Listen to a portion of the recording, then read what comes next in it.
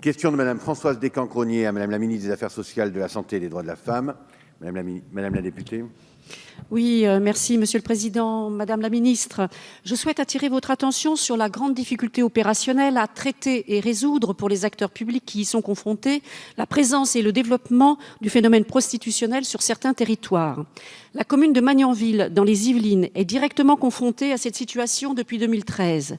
Malgré l'action déterminée et coordonnée des acteurs publics impliqués, au premier rang desquels la commune, mais aussi la direction départementale de la sécurité publique et les différents services de la police nationale. Et malgré les premiers résultats éphémères, la situation n'est toujours pas résolue et le phénomène perdure. Alors que les attentes de la population sont fortes, cet état de fait nourrit un sentiment d'impuissance de l'action publique préjudiciable à la crédibilité de nos institutions et propice à instaurer un climat délétère propre à nourrir le populisme et l'extrémisme. Le cadre juridique ne permet pas une action publique pleine et entière puisque les outils de dissuasion et de sanction restent partiels. Les clients ne sont ainsi pas susceptibles de faire l'objet de sanctions pénales. Cette fragilité du cadre juridique actuel devrait être corrigée à l'occasion de la future loi visant à renforcer la lutte contre le système prostitutionnel ainsi qu'à accompagner les personnes prostituées.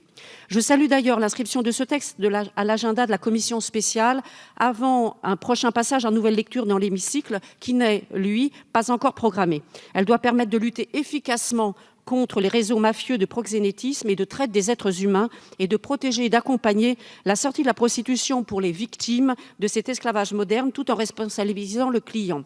Il est essentiel que ce texte puisse être adopté rapidement. Aussi, je souhaite vous demander, Madame la Ministre, les éléments d'information à votre disposition quant au calendrier pour l'examen et l'adoption de la proposition de loi.